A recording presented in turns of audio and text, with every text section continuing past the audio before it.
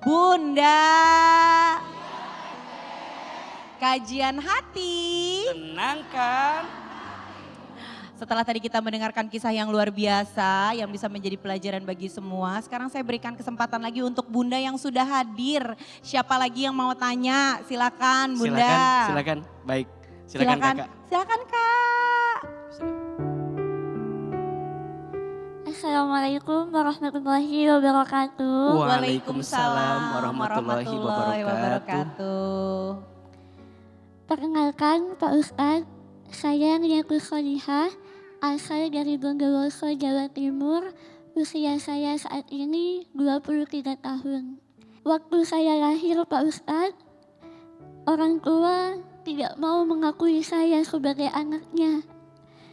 Bahkan papa saya ingin membuang saya ke sungai. Pada waktu itu, alhamdulillah Allah masih menyempatkan saya untuk hidup. Saya diselamatkan oleh kakek dan nenek saya sampai saat ini.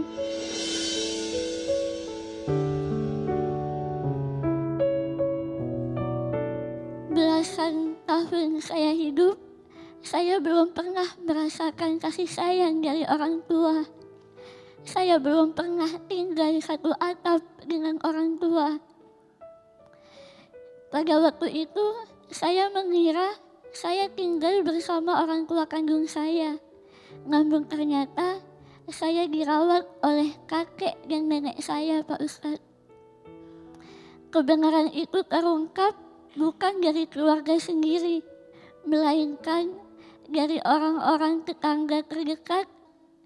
Ternyata tetangga di sebelah rumah saya yang saya anggap tetangga itu adalah orang tua kandung saya sendiri.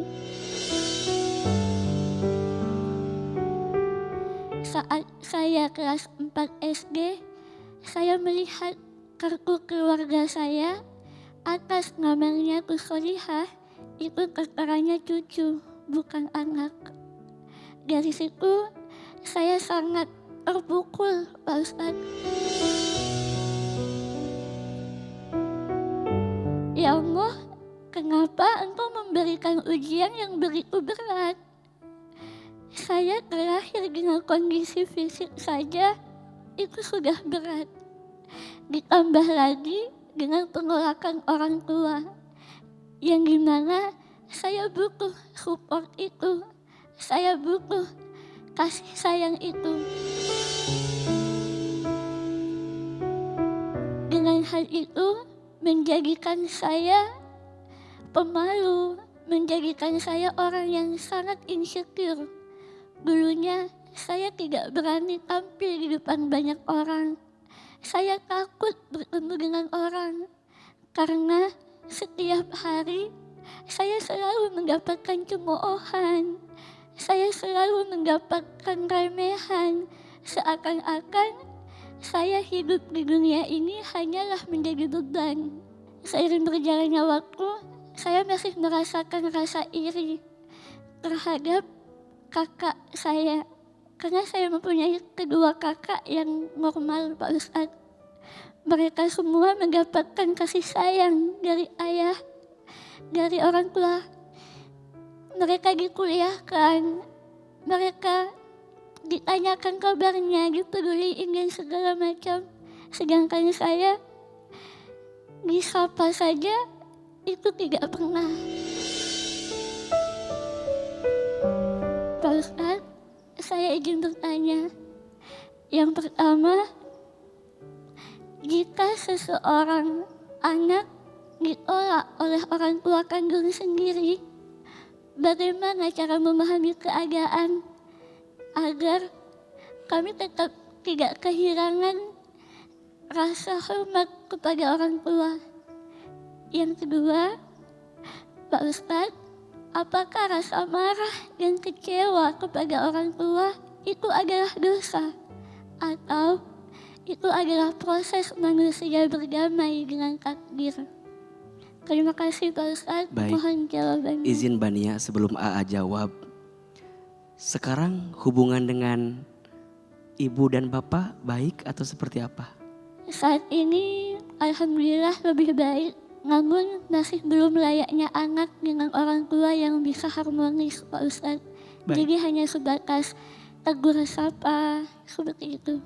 Baik, jika bapak dan ibu menyaksikan tayangan ini, apa yang ingin Mbak Nia sampaikan untuk bapak dan ibu? Papa, Ibu, mohon maaf ya jika kehadiran Nia belum bisa membuat kalian bahagia. Maafkan Nia kalau Nia belum bisa menjadi anak yang kalian harapkan. Pak, Bu, jangan sungkan ya untuk hadir di kehidupan Nia. Saat ini Nia tidak lagi marah, tidak lagi kecewa dengan kalian. Nia menunggu kehadiran kalian untuk memberikan kasih sayang. Ahilman dengar katanya Mbak Nia kalau sedang lagi ngerasa down dan terjatuh sering membaca Al-Quran. Insya Allah Pak Ustadz. Boleh kita dengar lantunan suara Al-Qurannya? Boleh. Boleh dibaca surat Izin, Ibu. favoritnya, silakan. A'udzu billahi minasy syaithanir rajim. Bismillahirrahmanirrahim. Sabbihisma rabbikal a'la alladzi khalaqa fasawwa والذي قدر فهدى والذي أخرج المرعى فجعله غثاء أحوى سنقرئك فلا تنسى إلا ما شاء الله إنه يعلم الجهر وما يخفى صدق الله العظيم. Masya Allah. Bunda. Rasulullah SAW pernah bersabda, Ajibtu lil mu'minin. Sungguh menakjubkan hati orang beriman itu. Kenapa? Innallaha la yaqdi lil mu'minin qada'an illa kana khairullah. Sesungguhnya tidak ada takdir yang diberikan kepada orang yang beriman kecuali dia meyakini takdir itu pasti baik untuknya. Untuk siapapun orang tua, jangan pernah membuang anakmu. Jangan pernah menelantarkan anakmu. Jangan pernah menolak anakmu. Segimanapun keadaannya, dia adalah anakmu. Anak itu titipan Allah. Anak itu anugerah Allah. Anak itu nikmat dari Allah. Anak itu amanah dari Allah. Dan kita akan diminta pertanggungjawabannya oleh Allah tentang sikap kita terhadap anak kita. Kita tidak bisa milih anak kita siapa. Sebagai anak kita gak bisa milih orang tua kita siapa. Itu namanya takdir mubrom. Ketentuan Allah yang hadirnya tidak melibatkan usaha manusia. Tapi nanti ada yang kedua, takdir mu'allak. Takdir Allah yang melibatkan usaha manusia. Dan Mbak Nia jangan pernah iri dengan keadaan kakak. Termasuk izin ya. Mbak Nia jangan insecure dengan yang lain yang seakan-akan sempurna. Mohon maaf. Boleh jadi kita yang sering merasa tidak sempurna justru lebih sempurna daripada mereka yang sempurna. Yang mungkin tangannya sempurna tapi digunakan mengambil yang haram. Tangannya sempurna tapi bekerja di tempat yang haram. Mungkin tubuhnya sempurna tapi tak punya hati selembut hatimu, setegar dirimu. maka boleh jadi Mbak Nia lebih sempurna daripada mereka yang mengatakan sempurna tapi hidupnya digunakan untuk hal yang sia-sia. Laqad khalaqnal insana fi ahsani taqwim. Sungguh kata Allah, kami menciptakan manusia dengan bentuk yang paling sempurna. Dan saat ini ternyata rasa sakit yang kamu rasakan, ujian yang kamu dapatkan, Allah ganti dengan kebahagiaan. Sekarang beliau luar biasa, menjadi salah satu staf khusus kepresidenan kalau tidak salah. Bersama dengan A. Raffi kalau tidak salah. Kemudian beliau juga dikenal banyak orang, menginspirasi, memotivasi. Percayalah, tidak mungkin Allah memberatkan hidup seseorang kecuali Allah sedang membesarkan orang tersebut untuk bisa mendapatkan kebaikan. Mbak Nia, tumbuhlah terus jadi pribadi yang baik. Salam buat nenek, kakek, termasuk buat bapak, mama. Belajar memaafkan walaupun sulit.